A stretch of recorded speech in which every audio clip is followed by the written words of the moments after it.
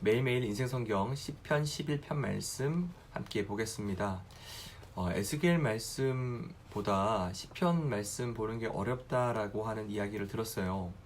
아마도 이 시라고 하는 장르가 갖는 어려움이 있을 것 같고, 또 시편이 지금까지 오면서 거의 내용이 반복됩니다. 비슷비슷한 얘기가 나와요. 그래서 조금 재미없고 지루한 부분도 있을 것입니다.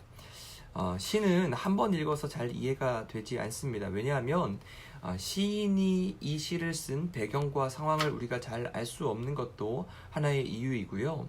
또 시인이 어떤 감정을 표현할 때 굉장히 함축적인 언어로 썼다라는 것, 그것도 시를 이해하는 어려운 장벽이라는 생각이 듭니다. 하지만 우리가 이 시를 곱씹으면서 하나님께서 이 시를 통해 어떤 말씀을 하는가, 우리에게 알기 원하시는가, 그것을 우리가 잘 고민해 보면 이 시편이 우리 가운데 풍성한 양식으로 다가오게 될 것입니다. 오늘 시편 11편 말씀도 다윗의 시라고 알려져 있는데요. 이번에도 다윗은 어떠한 어려움 가운데 처해 있던 것 같습니다. 다윗에게는 늘 고난과 시련이 있었지요. 분명한 어려움 속에서 다윗은 확신하는 것이 한 가지 있는데 1절 말씀입니다. 내가 여호와께 피하였거늘. 자신은 하나님께 피해 있다라고 이야기하는 거예요. 여러분, 하나님께 피한다는 것이 무슨 의미일까요?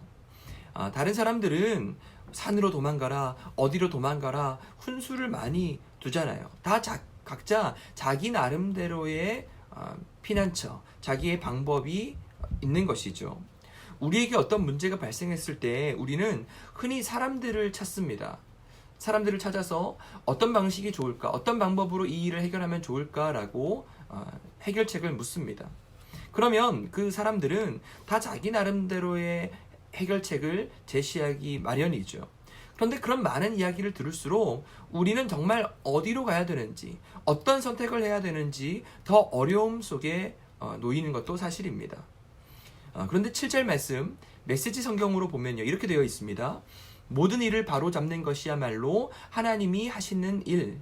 주님은 올바른 기준 정하기를 기뻐하시고 우리를 바로 서게 하시는 분. 우리가 떳떳하면 그분의 얼굴을 마주하게 되리라. 악인이 나를 삼키려고 하는 어떤 상황 속에서도 우리를 안정되게 하는 것은 바로 하나님 안에 거하는 것이에요. 가장 큰 피난처가 하나님이십니다. 우리가 하나님 안에 거하는 방법은 어떤 경우라도 하나님의 법과 도에서 벗어나지 않는 것입니다. 나는 정직한 자의 형통을 믿는다라고 하는 책 제목이 있습니다. 이 책을 제가 다 읽진 않았지만 그 제목 자체가 제 마음에 각인되었어요. 나는 정직한 자의 형통을 믿는다. 사람은요, 어쩔 수 없이 자기 자신을 보호하기 위해서 거짓을 섞습니다. 적당한 거짓말, 적당한 축소와 과장, 적당한 은폐와 또 아니면 공개, 이런 방식으로 사람은 자기를 보호하려고 하는데, 문제는 이것이 잘못이라는 사실을 사람들이 잘 인지하지 못한다라고 하는 거예요. 저는 그런 생각을 해봅니다. 여러분, 세상에 악인과 의인을 어떻게, 얼마나 잘 구분을 할 수 있습니까? 보통 사람들은 자기에게 좋은 사람을 선한 사람이라 부르고 자기에게 불이익을 가져다 주는 사람을 악인이라 부릅니다. 자신의 관점에서, 자신의 시각에서 그 악인과 선인의 기준을 나누는 것이 참 어렵습니다. 하지만 하나님께서는 그 모든 것을 감찰하시는 분이세요. 사람의 방법과 생각이 아니라 우리는 하나님의 생각이 어디 있는지, 하나님의 방법이 무엇인지를 우리 고민해 보아야 합니다. 여러분, 진짜 믿음 있는 사람이 어떤 사람일까요?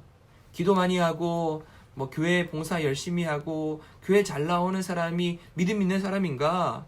물론 그것도 어느 부분이 될 수 있겠죠.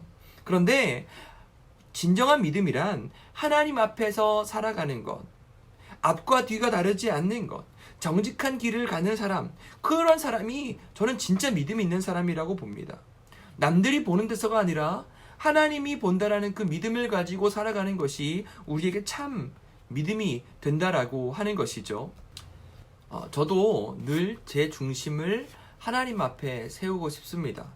그래서 우리 모두가 하나님 앞에서라고 하는 코람데오의 믿음을 갖고 살아갈 때 정말 이 세상이 얼마나 아름다워지겠습니까? 저는 하나님의 그늘 아래 있는 축복을 우리 모두가 누렸으면 좋겠어요. 주님 안에서, 주님 뜻 안에서 나를 온전하게 세우시는 분이 하나님이십니다라고 하는 그런 고백 안에서 살아가는 이번 한 주가 되시기를 주님의 이름으로 축복합니다.